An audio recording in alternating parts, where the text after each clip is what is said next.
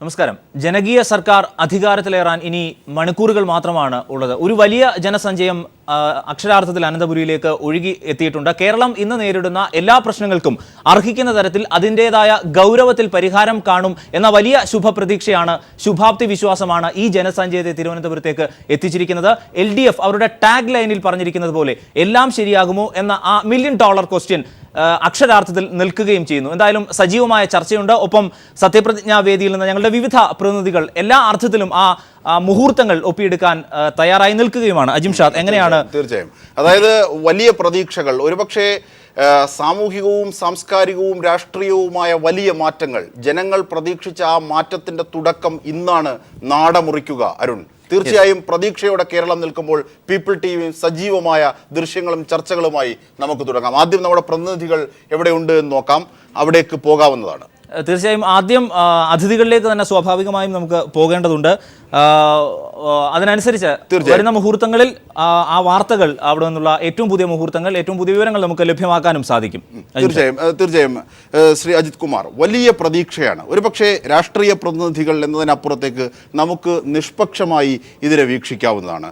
വലിയ പ്രതീക്ഷകൾ. ഒരുപക്ഷെ 4ാം പഠന കോൺഗ്രസിൽ, അന്താരാഷ്ട്ര പഠന കോൺഗ്രസിൽ പിണറായി വിജയൻ പറഞ്ഞ ആ പ്രസംഗം അതുവഴി സാധ്യമാക്കിയത്, നവകേരളത്തിൻ്റെ കാസർഗോഡ് മുതൽ തിരുവനന്തപുരം വരെയുള്ള ഓരോ ഘട്ടത്തിലും അദ്ദേഹം മുമ്പോട്ട് വെച്ചത്, അത് പ്രകടന പത്രികയായി എത്തുമ്പോൾ നൽകിയ ജനങ്ങളുടെ സ്വീകാര്യതയാണ് ഈ സർക്കാർ. ഇത് കേവലം ഒരു സർക്കാരല്ല, മറിച്ച് ജനകീയമായ വലിയ ഇടപെടലുകളുടെ സാധൂകരണമാണ്. ആ പ്രതീക്ഷ ഇവർക്ക് നിലനിർത്താനാവുമോ സാഹചര്യങ്ങൾ പരിശോധിച്ചാൽ? തീർച്ചയായിട്ടും വലിയ പ്രതീക്ഷയാണ്. ഇത്രയും ഭൂരിപക്ഷം ഇടതുപക്ഷം പോലും പ്രതീക്ഷിച്ചിരുന്നില്ല. ഒരു 85, നിങ്ങളുടെ കേരള കണക്ക് 88 പറഞ്ഞത്. അന്ന് ബ്രിട്ടാസ് ചോദിച്ചപ്പോൾ ഞങ്ങളൊക്കെ 80+, 85+ അങ്ങനെയൊക്കെയാണ് പറഞ്ഞത്. പക്ഷേ ഇത്രയും സീറ്റുകൾ ജനങ്ങൾ കൊടുത്ത് അനുഗ്രഹിച്ചു കൊടുത്തേക്കുക. 1-2 സീറ്റുകൾ പോയത് ഏതാനും വിരലിലെണ്ണാവുന്ന വോട്ടുകൾക്കാണ്. അപ്പോൾ ജനങ്ങൾക്ക് എത്രമാത്രം പ്രതീക്ഷയുണ്ട്. രണ്ടാമത്, ജനങ്ങൾക്ക് എത്രമാത്രം അഴിമതിയോടും ജീർണതയോടും ഒക്കെ എത്രമാത്രം പ്രതിഷേധമുണ്ടായിരുന്നു. അപ്പോൾ പ്രതീക്ഷയും പ്രതിഷേധവും തമ്മിലുള്ള ഒരു ഒത്തുചേരലാണ് ഈ ഗവൺമെൻറ് രൂപീകരണം. അതുകൊണ്ട് മാത്രമല്ല, ശ്രീ പിണറായി വിജയൻ മുഖ്യമന്ത്രി ആയതോടെ ഞങ്ങളൊക്കെ കേരളത്തിലെ ജനങ്ങൾ ഒന്നുകിൽ VS അല്ലെങ്കിൽ പിണറായി എന്ന് തന്നെയാണ് കരുതിയത്. അപ്പോൾ VS മാറി, VS തീർച്ചയായിട്ടും അദ്ദേഹത്തിന് പ്രായാധിക്യം, അതുകൊണ്ട് മാറി പിണറായി വിജയൻ മുഖ്യമന്ത്രി ആയതോടെ ഒരു വലിയ VS മുഖ്യമന്ത്രി ആയിരുന്നെങ്കിൽ തന്നെയും ഞങ്ങളൊക്കെ പത്രക്കാരൊക്കെ കരുതിയത് അദ്ദേഹത്തിന് 6 മാസം 1 വർഷം എന്നൊരു കാര്യമാണ് കരുതിയിരുന്നത്. അപ്പോൾ പിണറായി മുഖ്യമന്ത്രി ആയത് വന്നോടെ 5 വർഷം വലിയ മുന്നേറ്റമുണ്ടാക്കുന്ന ഒരു ഭരണം, അത് ഭരണപ്രതീക്ഷ ജനങ്ങൾക്കുണ്ട്. ആ ജനങ്ങളുടെ പ്രതീക്ഷയ്ക്കത്ത് ഉയരാൻ കഴിയണം. എന്നും ഒരു ഭരണത്തിൽ ഒരു മുന്നണി അധികാരത്തിലേറ്റുക ഇറങ്ങിപ്പോയ പരാജയപ്പെട്ട മുന്നണിയുടെ ന്യൂനതകളാണ്. ഇവിടെയും പരാജയപ്പെട്ട മുന്നണിയുടെ UDFൻ്റെ ന്യൂനതകൾ LDFനെ അധികാരത്തിലേറ്റുവാൻ ഏറെ സഹായകമായി. ഒപ്പം അങ്ങനെ മൈനസ് വോട്ടുകൾ മാത്രമായിരുന്നെങ്കിൽ, ആൻറ്റി എൻകംബൻസി ഫാക്ടേഴ്സ് മാത്രമായിരുന്നെങ്കിൽ ഇത്രയും ഭൂരിപക്ഷം ലഭിക്കുമായിരുന്നില്ല. അതുകൊണ്ട് ഇപ്പോൾ ഇടതുപക്ഷം ഉന്നയിച്ച മുദ്രാവാക്യങ്ങൾ, പ്രകടന പത്രിക, അവരിലുള്ള വികസന പ്രതീക്ഷ ജനങ്ങൾ വളരെ പ്രതീക്ഷയോടെയാണ് ഉൾക്കൊള്ളുന്നത്. കാരണം പല കാരണങ്ങളാൽ ഗൾഫ് മലയാളികൾ ഗൾഫിലെ സമ്പദ്ഘടന തകർന്നടിച്ചിരിക്കുന്നു, അവരിവിടേക്ക് വരണം. അതുപോലെ തന്നെ തൊഴിലാളികൾ, തൊഴിൽ മേഖലകളാകെ കുഴപ്പത്തിലായിരിക്കുന്നു, പൊതുമേഖലാ സ്ഥാപനങ്ങൾ കുഴപ്പത്തിലായിരിക്കുന്നു. അതുകൊണ്ട് വലിയ പ്രതീക്ഷ ജനങ്ങൾക്കുണ്ട്. അതനുസരിച്ച് ഉയർന്ന നിലവാരത്തിലുള്ള ഒരു വികസനം കാഴ്ചവെക്കുവാൻ LDF സർക്കാരിന് കഴിയണം. പിണറായി വിജയൻ്റെ നേതൃത്വത്തിൽ ഇത് കഴിയുമെന്നാണ് ജനങ്ങളുടെ പ്രതീക്ഷ. കാരണം അദ്ദേഹത്തിൻ്റെ തുടക്കം ഗംഭീരമായി.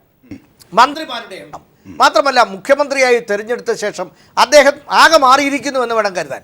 ഇതുവരെ നമ്മളൊക്കെ ചിരിക്കാത്ത കർക്കശക്കാരനായ മുഖ്യമന്ത്രിയായിട്ടാണ് എപ്പോഴും ചിരിക്കുന്ന ഉമ്മൻചാണ്ടിയുടെ സ്ഥാനത്ത് ചിരിക്കാത്ത പിണറായി വിജയനെയാണ് മുഖ്യമന്ത്രി സ്ഥാനത്ത് നമ്മളൊക്കെ കാണുന്നതെന്ന് പലരും പറഞ്ഞിരുന്നു. അതല്ല, വിടർന്ന ചിരിയോടെയാണ്, ഏറ്റവും സെൽഫി എടുക്കാൻ പോലും പിണറായി വിജയൻ നിന്നുകൊടുത്തു എന്ന് പറഞ്ഞാൽ അദ്ദേഹവും മാറി, കാലത്തിനനുസരിച്ച് മാറണം. ഇവിടെ പണ്ട് ട്രാക്ടറിനും കമ്പ്യൂട്ടറിനും എതിരെ സമരം ചെയ്തെന്ന് പറഞ്ഞുകൊണ്ട് ഇപ്പോൾ MP ജയരാജനും കൂട്ടരും ആ സമരമൊക്കെ ഉപേക്ഷിക്കേണ്ട കാലഘട്ടത്തിൻ്റെ ആവശ്യമാണ്. ഇപ്പോൾ കമ്പ്യൂട്ടറിലെയും ഇപ്പോൾ ഫലപ്രദമായിട്ടല്ലേ ഈ പ്രചരണ രംഗത്ത് ഇടതുപക്ഷം നവമാധ്യമങ്ങളെ ഉപയോഗിച്ചത്.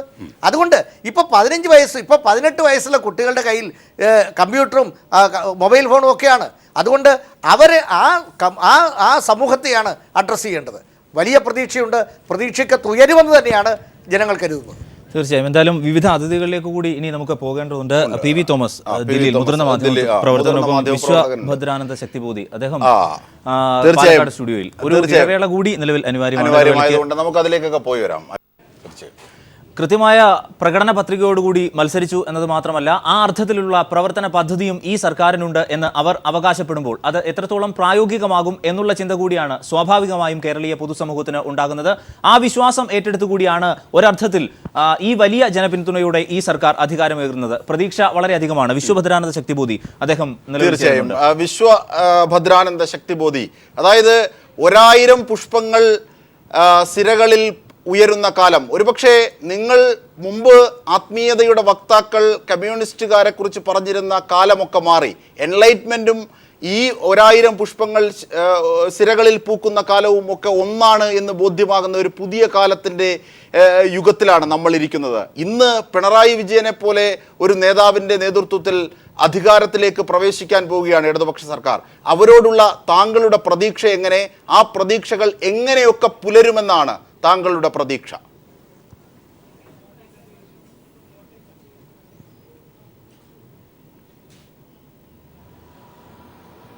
ആത്മീയതയുടെ ഏറ്റവും ഉജ്ജ്വല മാതൃകയായിട്ട് കേരളം ലോകത്തിന് സംഭാവന ചെയ്ത ഒരു വലിയ ഗുരുവരനാണ് ശ്രീനാരായണ ഗുരുദേവൻ. അദ്ദേഹം പറഞ്ഞത്, ജാതിഭേദം മതദ്വേഷം ഏതുമില്ലാതെ സർവരും സോദരത്വേന വാഴുന്ന മാതൃകാസ്ഥാനമായിട്ട് കേരളം മാറണം എന്നാണ്. അതിനുള്ള ഒരു ശക്തമായ സാമൂഹിക രാഷ്ട്രീയ ഭരണ നേതൃത്വം നൽകാൻ ഈ സർക്കാരിന് തീർച്ചയായിട്ടും കഴിയും എന്ന് ഉറപ്പാണ്. അതുപോലെ നാരായണ ഗുരുദേവൻ മുന്നോട്ട് വച്ച മറ്റൊരു ആശയം സംഘടന കൊണ്ട് ശക്തരാവുകയും വിദ്യ കൊണ്ട് പ്രബുദ്ധരാകുകയും ചെയ്യുന്ന ഒരു ജനതയെക്കുറിച്ചാണ്. അങ്ങനെയുള്ള ഒരു ശക്തി ഇപ്പോഴേ കേരളത്തിൽ നിലവിലുണ്ട്. അത് ഒന്നുകൂടി കാലോചിതമായി നവീകരിക്കാനും ദൃഢപ്പെടുത്താനും ഈ സർക്കാരിൻ്റെ നയസമീപനങ്ങൾക്ക് നിശ്ചയദാർഢ്യമുള്ള പിണറായി വിജയൻ്റെ നേതൃത്വത്തിൽ രൂപീകൃതമാകുന്ന 14ാം കേരള സർക്കാരിന് കഴിയും എന്ന് ഞാൻ പ്രതീക്ഷിക്കുന്നു. തീർച്ചയായും ശക്തിബോധി, വളരെ നന്ദി ഈ ഘട്ടത്തിൽ ഞങ്ങളോട് പ്രതികരിച്ചതിന്. തീർച്ചയായും അരുൺ, നമ്മോടൊപ്പം മേഴ്സിക്കുട്ടിയമ്മ ഉണ്ട്, ഒരുപക്ഷെ നിയുക്ത മന്ത്രി കൂടിയാണ്. തീർച്ചയായും ശ്രീ മേഴ്സിക്കുട്ടിയമ്മ, അതായത് പരമ്പരാഗത തൊഴിലാളികളുടെ പ്രശ്നങ്ങൾ പരിഹരിക്കുമെന്ന് ഒരുപാട് തൊഴിൽ മേഖലകളിൽ പ്രവർത്തിച്ച പാരമ്പര്യമുണ്ട്. വിജയശ്രീ ലാളിതയായി നിന്നതിൻ്റെ മുഖം ഒരുപക്ഷെ ഇനിയാണ് കല്ലും മുള്ളും ചവിട്ടേണ്ടി വരിക. ആ വെല്ലുവിളികളെയൊക്കെ ഹൃദയത്തിലേറ്റുന്നുണ്ടോ ഈ ഘട്ടത്തിൽ? അല്പസമയത്തിനുള്ളിൽ താങ്കൾ സത്യപ്രതിജ്ഞ ചെയ്യാൻ പോവുകയാണ്. ബീപ് ശബ്ദം കേട്ടു തുടങ്ങി. തീർച്ചയായും തൊഴിലാളികളുടെ ദുഃഖമാണ് എൻ്റെ മനസ്സിലിപ്പോൾ ഉടനീളമുള്ളത്. അപ്പോൾ അതിന് പരിഹാരം കാണുക എന്നുള്ളതാണ് ആദ്യ പരിഗണന. പ്രത്യേകിച്ചും കൊല്ലം ജില്ലയിൽ 2 ലക്ഷത്തോളം വരുന്ന കശുവണ്ടി തൊഴിലാളികൾ, ഏകദേശം 50,000-ത്തിലധികം വരുന്ന കയർ തൊഴിലാളികൾ, വലിയൊരു നിര മത്സ്യത്തൊഴിലാളികൾ, കൈത്തറി ഖാദി തൊഴിലാളികൾ, പരമ്പരാഗത വ്യവസായ മേഖലകളിലുള്ള ലക്ഷക്കണക്കായ തൊഴിലാളികൾ വളരെ പ്രതീക്ഷയോടുകൂടിയാണ് ഇടതുപക്ഷ ജനാധിപത്യ മുന്നണി ഗവൺമെൻറ് നോക്കിക്കാണുന്നത്. ആ ഗവൺമെൻറ് പ്രകടന പത്രികയിൽ പറഞ്ഞിട്ടുള്ള കാര്യങ്ങൾ അക്ഷരാർത്ഥത്തിൽ നടപ്പിലാക്കും എന്നവർ ഉറച്ചു വിശ്വസിക്കുന്നു. ആ പ്രതീക്ഷയ്ക്കനുസരിച്ച് ഉയർന്നു പ്രവർത്തിക്കാൻ ഇടതുപക്ഷ മുന്നണി ബാധ്യസ്ഥമാണ്. തീർച്ചയായും അങ്ങനെ കാണുമ്പോൾ ഒരുപക്ഷെ താങ്കൾക്ക് പോകണം എന്നുള്ളതിൻ്റെ ധൃതി കൂടി പരിഗണിച്ചുകൊണ്ടാണ് താങ്കളിലേക്ക് എത്തുന്നത്. മറ്റതിഥികളുണ്ട് അരുൺ, തീർച്ചയായും അവരിലേക്ക് എത്താം. ഒരുപക്ഷെ ഈ കാലഘട്ടം ധവളപത്രം പുറത്തിറക്കാൻ പോവുകയാണ് നിങ്ങൾ അധികാരത്തിലെത്തിയാൽ. കാരണം അത്രയേറെ കുളമാക്കി, നിങ്ങളുടെ വാക്കുകളാണ് ഞാൻ കടമെടുക്കുന്നത്. അങ്ങനെയുള്ള ഒരു സാമ്പത്തിക സ്ഥിതിയിൽ എങ്ങനെ മെച്ചപ്പെടാനാകും? കേവലം ശരിയാകും എന്ന വാക്കും ആ പ്രതീക്ഷയും മാത്രം മതിയോ? നിങ്ങൾക്ക് ആശയപരമായ ഉൾക്കരുത്തൊക്കെ ഉണ്ടാകാം, പക്ഷേ അത് ഓടാനുള്ള റോഡ് ഇവിടെ വേണ്ടേ? അത്തരത്തിലുള്ള പ്രായോഗിക ബുദ്ധിമുട്ടുകളെ സംബന്ധിച്ച് നിങ്ങൾ എങ്ങനെ വിലയിരുത്തുന്നു ശ്രീ മേഴ്സിക്കുട്ടി? തീർച്ചയായും സമ്പത്ത് നമ്മുടെ രാജ്യത്തിനുണ്ട്, അതെങ്ങനെ വിനിയോഗിക്കുന്നു എന്നതാ പ്രശ്നം. ഇവിടെ ഇപ്പോൾ സമ്പത്തെല്ലാം വിനിയോഗിക്കുന്നത് പ്രമാണിമാർക്ക് അനുഗുണമായിട്ടാണ്. ഇടതുപക്ഷ മുന്നണിയുടെ കാഴ്ചപ്പാട് സമ്പത്ത് ഉപയോഗിക്കേണ്ടത് ആവശ്യമുള്ള ജനപക്ഷത്താണ്. അതിന് കഴിയുന്ന കാഴ്ചപ്പാട് ഇടതുപക്ഷ മുന്നണിക്കുണ്ട്. അപ്പോൾ നികുതി ചോർച്ചയാണ് ഇന്ന് വലിയ പ്രശ്നം. സാമ്പത്തിക ഞെരുക്കം വളരെ വലുതാണെന്ന് എല്ലാവർക്കും അറിയാം. പക്ഷേ നികുതി പുതുതായി ഏർപ്പെടുത്താതെ തന്നെ ഇപ്പോൾ ഐസക് തന്നെ പറഞ്ഞു കഴിഞ്ഞു. അപ്പം നികുതി പുതുതായി ഏർപ്പെടുത്താതെ ചോരുന്ന വഴികൾ കണ്ട് ചോർച്ച അടച്ച് ഏതിന് മുൻഗണന കൊടുക്കണമെന്ന് കൃത്യമായി തീരുമാനിച്ച് അർഹതപ്പെട്ട കരങ്ങളിൽ കാര്യങ്ങൾ എത്തിക്കുക എന്നതിന് ഉറച്ച ധാരണ ഇടതുപക്ഷ മുന്നണിക്കുണ്ട്. ഞങ്ങൾക്ക് ഒരു വെല്ലുവിളിയും നേരിടില്ല. പ്രശ്നമുണ്ട്, പക്ഷെ അതിനെ നേരിടാനുള്ള കരുത്തും കാഴ്ചപ്പാടും ഇടതുപക്ഷ മുന്നണിക്കുണ്ട് എന്നതുകൊണ്ട് ചോർച്ച തടഞ്ഞ് കണ്ടെത്തേണ്ട പണം കണ്ടെത്തി ജനങ്ങളോട് നൽകിയിട്ടുള്ള വാഗ്ദാനം നിറവേറ്റുന്ന കാര്യത്തിൽ കൃത്യമായി ഞങ്ങൾ കൂട്ടായി പോകും. ഒരൊറ്റ കാര്യം കൂടി അരുൺ, അതായത് പരമ്പരാഗത മേഖല എന്ന് പറയുമ്പോൾ കശുവണ്ടി മേഖല, ഒരുപക്ഷെ താങ്കൾ വരുന്ന മേഖലയുടെ ഏറ്റവും ഇന്ത്യ തന്നെ ഒരുപക്ഷെ വിദേശ നാണയത്തേക്ക് ആ മേഖല ആകെ തകർന്നു എന്ന് മറ്റൊരു അഭിപ്രായമില്ല, രണ്ടഭിപ്രായമില്ല അതേ സംബന്ധിച്ച്.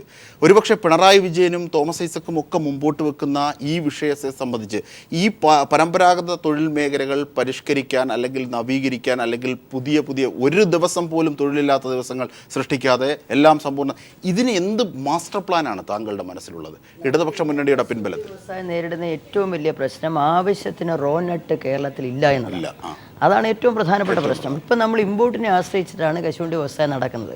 ഇമ്പോർട്ടിൻ്റെ കാര്യത്തിൽ ഇപ്പോൾ കേന്ദ്ര ഗവൺമെൻറ് കൊണ്ടുവന്ന പുതിയൊരു ടാക്സ് ഏർപ്പെടുത്തൽ, അത് ഒരു 9.36% എന്ന് പറയുന്നത് ചെറുകിട മുതലാളിമാർക്ക് വലിയ പ്രശ്നമാണ്. എക്സ്പോർട്ട് ചെയ്യുന്നവർക്ക് പ്രശ്നമില്ല. 25% എക്സ്പോർട്ട് ചെയ്താൽ ഇൻസെൻറ്റീവായിട്ട് അത് തിരിച്ചു വരും. പക്ഷേ ചെറുകിട വ്യവസായികൾക്ക് വലിയ ഇൻറ്റേർണൽ മാർക്കറ്റിനെ മാത്രം ആശ്രയിച്ച് കഴിയുന്നവർക്ക് വെല്ലുവിളിയാണ്. അപ്പോൾ അവിടെ ഒരു റാഷണലൈസ് ചെയ്യേണ്ടതുണ്ട് ഈ നികുതി. അത് സെൻട്രൽ ഗവൺമെൻറ്റിൽ സമ്മർദ്ദം ചെലുത്തിക്കൊണ്ട് അതിന് മുഖ്യ പരിഗണന കൊടുക്കേണ്ടതുണ്ട്. രണ്ടാമത് കാഷ്യൂ പ്ലാന്റേഷനെ ശക്തിപ്പെടുത്തണം. ഇന്ത്യയിൽ കൃഷി വരണം.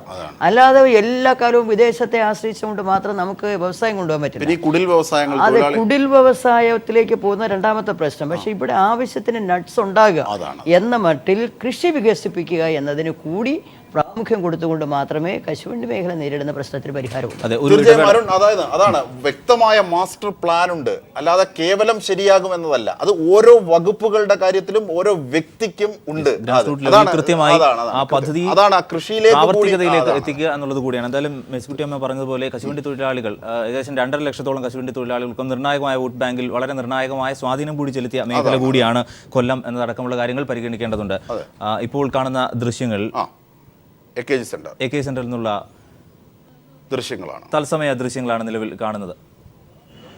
തീർച്ചയായും നിയുക്ത മുഖ്യമന്ത്രിയും മന്ത്രിമാരും ഒക്കെ ആ നിയുക്തം എന്ന വാക്ക് മാറ്റാൻ ഇനി അരുൺ എത്ര സമയമുണ്ടാകും? നിയുക്തം എന്ന വാക്ക് ഒരു 4 മണിക്കാണ് സത്യപ്രതിജ്ഞ എന്നുള്ളതാണ് എന്നാണ് നിശ്ചയിച്ചിരിക്കുന്നത്. എന്തായാലും നിയുക്ത എന്ന പദം അധികം ഇനി ഉപയോഗിക്കേണ്ടി വരില്ല. ഒരു ഇടവേള കൂടി പോകേണ്ടതുണ്ട്. തീർച്ചയായും മന്ത്രിമാരുടെ സത്യപ്രതിജ്ഞയ്ക്കുള്ള കാത്തിരിപ്പിലാണ്. ആ മണിക്കൂറുകളിലേക്കാണ്, മിനിറ്റുകളിലേക്കാണ് സ്വാഭാവികമായും ആകാംക്ഷയോടെ കാത്തിരിക്കുന്നത്. എന്തായാലും KT ജലീലിന്റെ ജീവിത രേഖയിലേക്ക് പോയതിനു ശേഷം മടങ്ങി വരാം. നിയമസഭാ തെരഞ്ഞെടുപ്പിൽ കുറ്റിപ്പുറത്ത് ഇടതുപക്ഷ സ്വതന്ത്രനായി മത്സരിച്ച് മുസ്ലിം ലീഗിലെ പ്രബലൻ PK കുഞ്ഞാലിക്കുട്ടിയെ തറപറ്റിച്ച് ചരിത്രത്തിൽ ഇടം നേടി. തവനൂർ മണ്ഡലത്തിൽ നിന്ന് ഇത്തവണ 17,064 വോട്ടുകളുടെ ഭൂരിപക്ഷത്തിലാണ് UDFന്റെ ഇഫ്തിഖറുദ്ദീനെ പരാജയപ്പെടുത്തിയത്. MLA എന്ന നിലയിൽ എല്ലാ മേഖലകളിലും മികച്ച പ്രകടനം നടത്തി ജലീൽ ചുരുങ്ങിയ കാലയളവിൽ തന്നെ ജനകീയ മുഖമായി. കാലിക്കറ്റ് സർവകലാശാലയിൽ നിന്ന് ചരിത്രത്തിൽ MPhil നേടിയിട്ടുണ്ട്. 1994 തിരൂരങ്ങാടി PSMO കോളേജിൽ അധ്യാപകനായി. കാലിക്കറ്റ് സർവകലാശാല സിൻഡിക്കേറ്റ് അംഗം, Norka Roots director, Palodi committee അംഗം എന്നീ ചുമതലകളും വഹിച്ചു.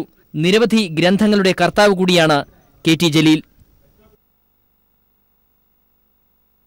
കേരളത്തിലെ സാധാരണക്കാരും പാവപ്പെട്ടവരുമായിട്ടുള്ള ലക്ഷക്കണക്കിന് വരുന്ന ജനങ്ങളുടെ ജീവൽഗന്ധിയായിട്ടുള്ള പ്രശ്നങ്ങൾക്ക് പരിഹാരം കാണാനാകും ഇടതുപക്ഷ ജനാധിപത്യ മുന്നണിയുടെ സർക്കാർ മുൻതൂക്കം നൽകുക.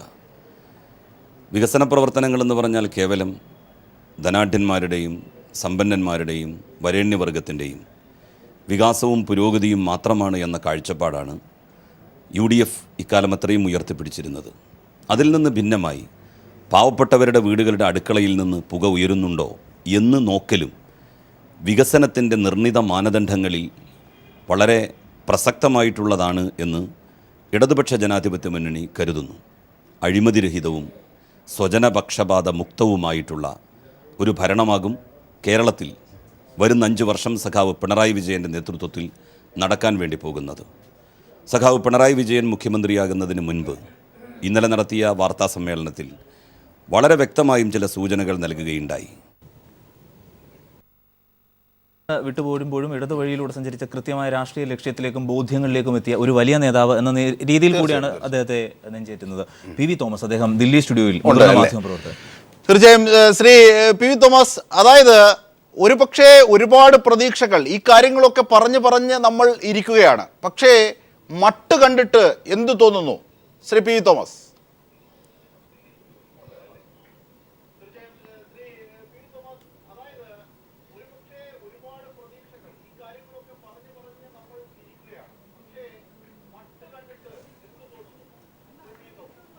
ഇത് ഒരു പുതിയ ഗവൺമെൻറ്റിൻ്റെ ഒരു തുടക്കമാണ്, ഒരു പുതിയ തുടക്കം തന്നെയാണ്. എല്ലാവർക്കും പ്രതീക്ഷയുള്ള തുടക്കമാണ്. കാരണം ഡൽഹി ഇരിക്കുമ്പോൾ കുറേ മാസങ്ങളായിട്ടോ അല്ലെങ്കിൽ വർഷങ്ങളായിട്ടോ കേരളത്തിൽ നിന്ന് കേൾക്കുന്ന എല്ലാം നെഗറ്റീവായിട്ടുള്ള വാർത്തകളായിരുന്നു. ഓരോരുത്തരുടെ പേരുകൾ, ഒരു സ്ത്രീ ഇറങ്ങി കിടന്നതെല്ലാം പറഞ്ഞുകൊണ്ട് നടക്കുക, അതുപോലെ തന്നെ ജോപ്പനോ ആരോ എന്തൊക്കെയോ ഇങ്ങനെ ആരോപണങ്ങളും എല്ലാമായിട്ട് നടക്കുക. അതിൽ നിന്നെല്ലാം മാറിയിട്ട് കാറ് തെളിഞ്ഞ് ഒരു നല്ല പ്രഭാതത്തിന് വേണ്ടിയാണ് ജനങ്ങൾ കാത്തിരിക്കുന്നത്. അതിന് പ്രദാനം ചെയ്യുവാനായിട്ട് ഈ ഇടതുപക്ഷ മുന്നണിക്ക് സാധിക്കുമെങ്കിൽ, സഖാവ് പിണറായി വിജയന് സാധിക്കുമെങ്കിൽ അതൊരു വലിയ ആശ്വാസമായിരിക്കും. അതിനാണ് ജനങ്ങൾ കാത്തിരിക്കുന്നത്. അഴിമതിയില്ലാത്ത സുതാര്യമായിട്ടുള്ള ഡെവലപ്മെൻറ്റിൽ ഊന്നിയിട്ടുള്ള ഒരു ഗവൺമെൻറ് ആണെങ്കിൽ, സഖാവ് പിണറായി വിജയൻ പറഞ്ഞതുപോലെ തന്നെ എല്ലാവരെയും ഉൾക്കൊണ്ടുകൊണ്ടുള്ള ജനങ്ങളുടെ ഒരു ഗവൺമെൻറ്, അതിന് കക്ഷി ഭേദമില്ലാതെ ജാതിഭേദമില്ലാതെ മതഭേദമില്ലാതെ ഉള്ളൊരു ഗവൺമെൻറ് ആണ് പ്രതീക്ഷിക്കുന്നത്. അത് തരുമെന്നാണ് പ്രതീക്ഷ. തീർച്ചയായും ശ്രീ ഉഴവൂരിലേക്ക് എത്തിയാൽ, ഉഴവൂർ വിജയൻ, കാറും കോളും ഒക്കെ നീങ്ങി, ഇനി പ്രഭാതത്തിൻ്റെ പുത്തൻ പുലരി. ഒരു പക്ഷേ നെഗറ്റീവായ വാർത്തകൾ മാത്രമായിരുന്നു, ശരിയാണ്. പക്ഷേ ഇവരുടെ നേതാവ് ശ്രീ പിണറായി വിജയൻ, താങ്കളുടെ അടക്കമുള്ള നേതാവ് ശ്രീ പിണറായി വിജയൻ മുമ്പോട്ട് വെച്ചത് ആദ്യം തന്നെ കരുതലോടുകൂടിയാണ്. എൻ്റെ പേരിൽ പോലും ആരെങ്കിലും എവിടെങ്കിലും നടത്തിയാൽ അതിൻ്റെ കൂടി ഉത്തരവാദിത്വം തനിക്കുണ്ട്. എത്ര ജാഗ്രതമായിട്ടാണ് കാര്യങ്ങൾ നീങ്ങുന്നത്. ആ ജാഗ്രതയ്ക്ക് പിന്നിൽ 5 വർഷത്തെ ഉമ്മൻചാണ്ടി സർക്കാരുണ്ട്. ആ ആരോപണങ്ങൾ നിലനിൽക്കുന്നു, ആ വസ്തുതകൾ നിലനിൽക്കുന്നു. അതുമായി ബന്ധപ്പെട്ട കാര്യങ്ങളൊക്കെ തെളിയിക്കണം. പുതിയൊരു യുഗത്തിന് പിറവിയാകണം. ശ്രീ ഉഴവൂർ. പിണറായിയുടെ ആദ്യ പ്രസ്താവനയിലൂടെ തന്നെ, പിന്നെ അദ്ദേഹത്തെക്കുറിച്ച് അദ്ദേഹം പ്രസ്താവന കൊടുക്കാതെ തന്നെ കേരളത്തിലെ ജനങ്ങൾക്ക് ഒരു ബോധ്യമുണ്ട്. ഒരാളിലുള്ള ഒരു വിശ്വാസം വന്നു കഴിഞ്ഞാൽ പിന്നെ അത് മാറി വരാൻ വലിയ പ്രയാസമാണ്. അതുകൊണ്ട് അദ്ദേഹം എടുത്തിട്ടുള്ള ഓരോ നിലപാട്, first impression is the best impression എന്ന് പറയുന്നത് പോലെ അദ്ദേഹത്തെ സംബന്ധിച്ചിടത്തോളം അദ്ദേഹത്തിൻ്റെ തുടക്കം അതിഗംഭീരമായി.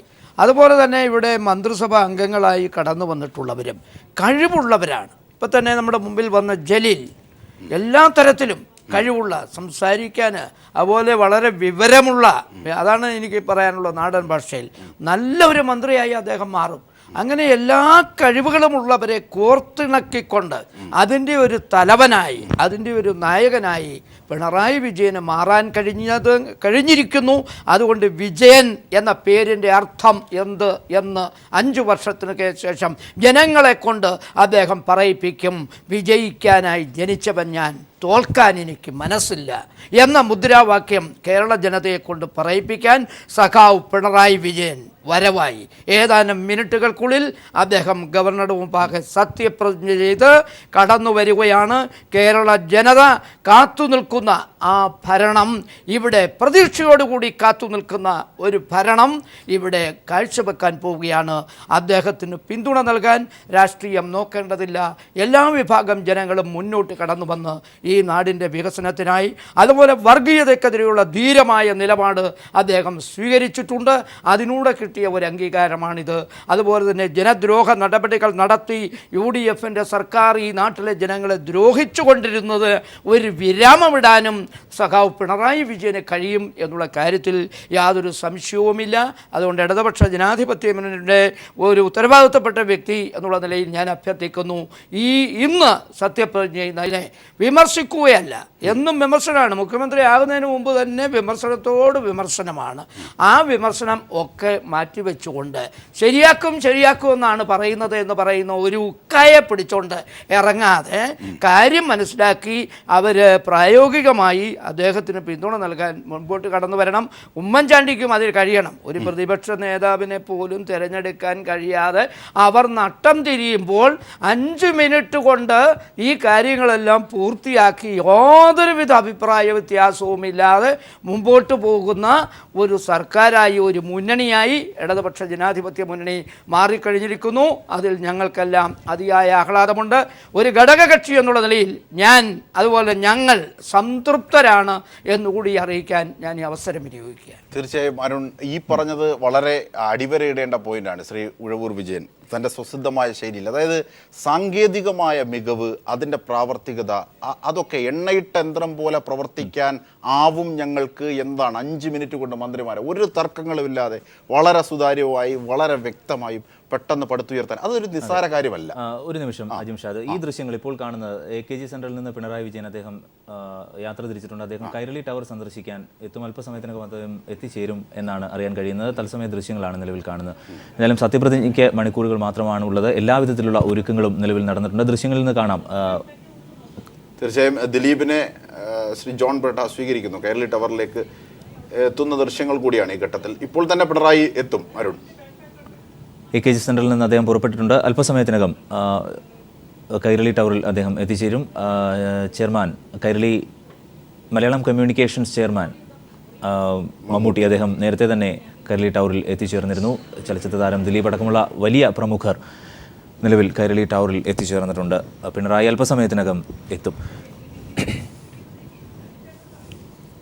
തീർച്ചയായും പിണറായി വിജയൻ അല്പസമയത്തിനുള്ളിൽ കൈരളി ടവറിലേക്ക് എത്താൻ പോവുകയാണ്. അതിനുശേഷം സത്യപ്രതിജ്ഞാ ചടങ്ങുകളുമായി ബന്ധപ്പെട്ട് കേരളം പ്രതീക്ഷിക്കുന്ന ആ മുഹൂർത്തത്തിന് സാക്ഷ്യം വഹിക്കും. എല്ലാവിധ സജ്ജീകരണങ്ങളോടുകൂടി അതിൻ്റെ എല്ലാ മാനങ്ങളും എല്ലാ രാഷ്ട്രീയ ചർച്ചകളും ഒക്കെ സാധ്യമാക്കി കൈരളി പീപ്പിൾ TVയും ജനങ്ങൾക്കൊപ്പം ഉണ്ടാകും. അതെ, തീർച്ചയായും. എന്തായാലും ആം ആദ്മി സർക്കാർ ദില്ലിയിൽ അധികാരമേറ്റപ്പോഴാണ് ആപ്കി സർക്കാർ എന്ന വാചകം ആദ്യമായി കേട്ടത്. പക്ഷേ അത് കൃത്യമായി അന്വർത്ഥമാക്കുന്ന തരത്തിലേക്ക് കേരളത്തിൽ ഇന്ന് സത്യപ്രതിജ്ഞ ചെയ്യുന്ന സർക്കാർ അതിൻ്റെ എല്ലാ അർത്ഥത്തിലും അന്വർത്ഥമാക്കുന്ന തരത്തിലേക്ക് അധികാരം ഏറ്റെടുക്കുമെന്ന വലിയ പ്രതീക്ഷയാണ് കേരളത്തിലെ ജനങ്ങൾക്കുള്ളത്. ആ തരത്തിൽ തന്നെയാണ് ഒരു വലിയ ജനസഞ്ചയം തിരുവനന്തപുരത്ത് എത്തിച്ചേർന്നിട്ടും ഉള്ളത്. പിണറായി വിജയൻ അല്പസമയത്തിനകം കൈരളി ടവറിലേക്ക് എത്തും. തത്സമയ ദൃശ്യങ്ങൾ, അതെ, അദ്ദേഹം എത്തിച്ചേർന്നു. അതിൻ്റെ ദൃശ്യങ്ങളാണ് നിലവിൽ കാണുന്നത്. നിയുക്ത മുഖ്യമന്ത്രി ശ്രീ പിണറായി വിജയൻ കൈരളി ടവറിൽ തത്സമയം.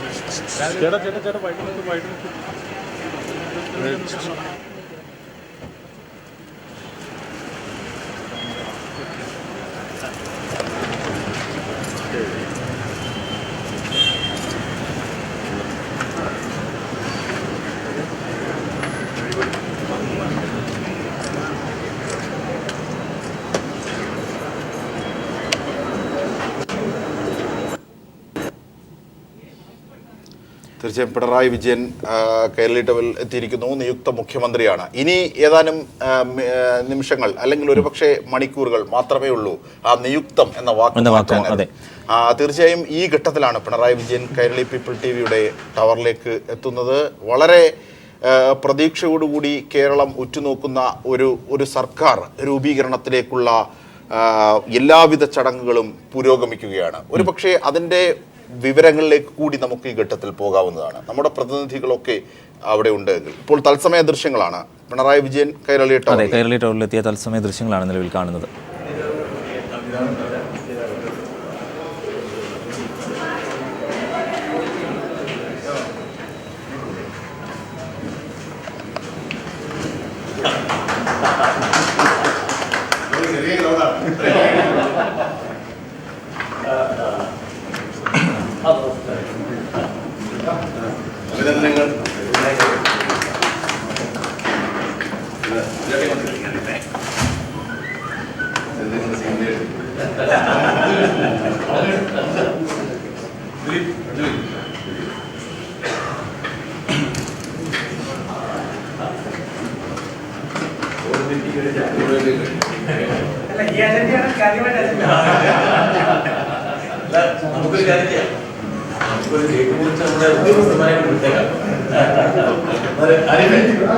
അവരെ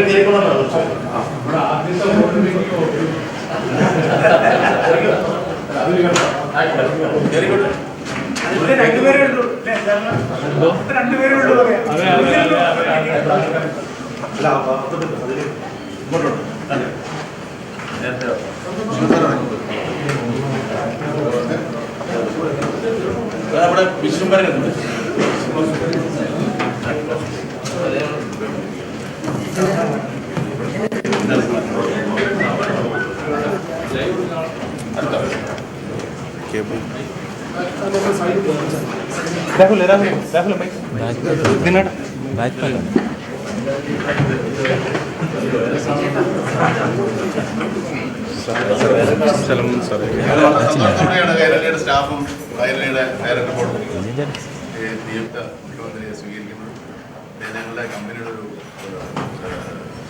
ഷെയർ ഹോൾഡറാണ്, ഞങ്ങളുടെ ഏറ്റവും നല്ല പ്രൊമോട്ടറാണ്, ഞങ്ങളുടെ ഏറ്റവും നല്ല സുഹൃത്താണ്. അപ്പോൾ ഈ തീർച്ചയായും ഒരുപക്ഷെ അരുൺ വളരെ വളരെ ആകാംക്ഷയോടുകൂടി ജനങ്ങൾ കാത്തിരിക്കുന്ന സന്തോഷം കൂടിയാണ്. അതുകൊണ്ട് തന്നെയാണ് നമ്മൾ അദ്ദേഹത്തിന്റെ സാന്നിധ്യത്തിൽ ആഘോഷിക്കാൻ പറ്റിയിട്ടില്ല. അങ്ങനെ ഒരു വെടിക്ക് ഒരു 3-4 പക്ഷികളെ നമ്മളിവിടെ വിളിച്ചിട്ടുണ്ട്. അപ്പൊ അദ്ദേഹത്തിന്റെ ഈ ആഘോഷത്തിന് വേണ്ടി ഞാൻ അദ്ദേഹത്തോട് തന്നെ കേക്ക് മുറിക്കാൻ പറയാം.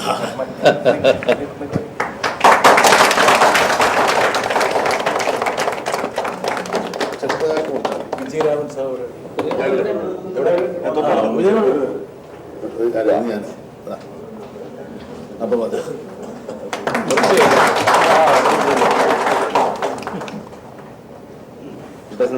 അല്ലല്ലോ വേണ്ട, ചെയർമാൻ കൊടുക്കണം.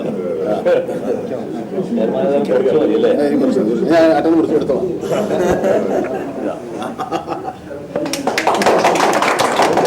ഒരു ലക്ഷം ദിലീപിന് കൊടുത്തു. ഇത്രയും കുഴപ്പമുണ്ട്. അതെ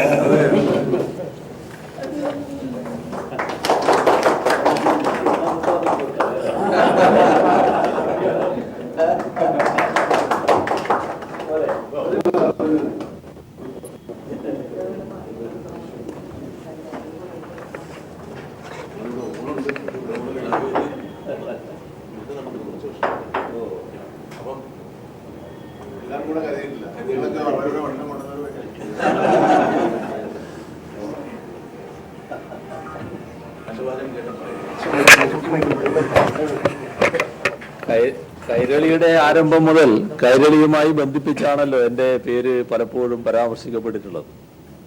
അപ്പോൾ കൈരളിയുടെ സന്തോഷം എനിക്കും ഉണ്ടാകുന്ന സന്തോഷമാണ്, എനിക്കുണ്ടാകുന്ന സന്തോഷം കൈരളിക്കും സന്തോഷമാണ് തന്നെയാണല്ലോ പ്രതീക്ഷിക്കേണ്ടത്. അത്തരത്തിലുള്ള ഒരു പരസ്പര ബന്ധമാണ് നാം തമ്മിലുള്ളത്.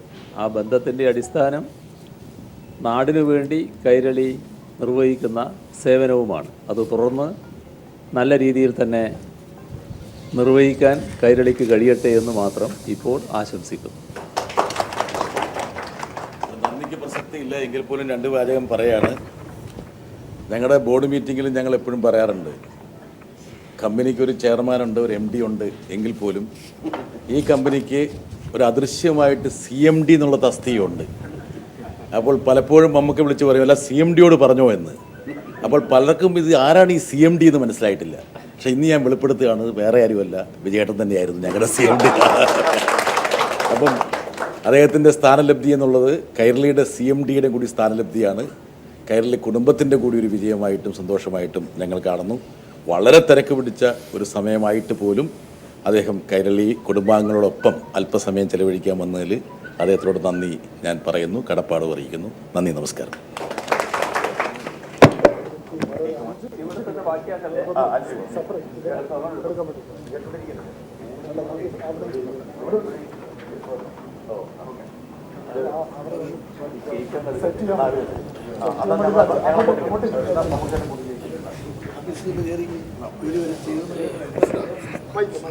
ഞങ്ങളെ ഉപേക്ഷിച്ചിട്ട് പോകരുത്.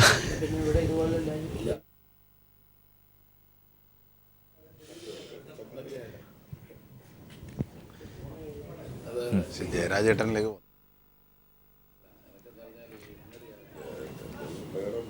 നിയുക്ത മുഖ്യമന്ത്രി പിണറായി വിജയൻ അദ്ദേഹം കൈരളി ടവർ സന്ദർശിച്ചതിൻ്റെ തത്സമയ ദൃശ്യങ്ങളാണ് കണ്ടത്. മലയാളം കമ്മ്യൂണിക്കേഷൻസ് ചെയർമാൻ മമ്മൂട്ടി, ഒപ്പം MD ജോൺ ബ്രിട്ടാസ്, ചലച്ചിത്ര താരം ദിലീപ് അടക്കമുള്ള അടക്കമുള്ളവർ അദ്ദേഹത്തെ സ്വീകരിച്ചു. സത്യപ്രതിജ്ഞയ്ക്ക് മണിക്കൂറുകൾ മാത്രമാണുള്ളത്. അതിനു മുൻപ് അദ്ദേഹം കൈരളി ടവറിലേക്ക് സന്ദർശനം നടത്തുകയും ചെയ്തു. ഞങ്ങളുടെ ചീഫ് എഡിറ്റർ ജോൺ ബ്രിട്ടാസ് നേരത്തെ സൂചിപ്പിച്ചതുപോലെ തന്നെ വേറെ ഒരു ചാനലല്ല, വേറിട്ടൊരു ചാനൽ എന്ന തരത്തിലുള്ള ആ ോളം യാഥാർത്ഥ്യമാക്കിയതിന് പിന്നിലും ആ അദൃശ്യമായ ശക്തി CMD ആണ് എന്നതുകൂടി നിലവിൽ വെളിപ്പെടുത്തേണ്ടതുണ്ട്. എന്തായാലും ആ വലിയ പ്രതീക്ഷയിലേക്ക് കൂടിയാണ് നിലവിൽ പോകുന്നത്. തീർച്ചയായും ആ ഘട്ടത്തിൽ തന്നെ ശ്രീ പിണറായി വിജയൻ, ഒരുപക്ഷെ ലോകം മുഴുവൻ, നാട് മുഴുവൻ പിണറായി വിജയനിൽ പ്രതീക്ഷ അർപ്പിക്കുന്ന ഘട്ടത്തിൽ ആ പിണറായി വിജയൻ നിയുക്ത മുഖ്യമന്ത്രിയായി കൈരളി കുടുംബത്തിലേക്ക് എത്തുമ്പോൾ നമ്മുടെ വ്യക്തിപരമായ സന്തോഷം എന്നതിനപ്പുറത്തേക്ക് അദ്ദേഹം ഒരു ബാധ്യത കൂടി മാധ്യമ സ്ഥാപനം എന്നുള്ള നിലയിൽ നമുക്ക് മേലെ ഏൽപ്പിക്കുകയാണ്. തീർച്ചയായും അതിലേക്ക് കൂടി ഒരു ബ്രേക്ക്, ഒരു ഇടവേള അനിവാര്യമാകുന്നു.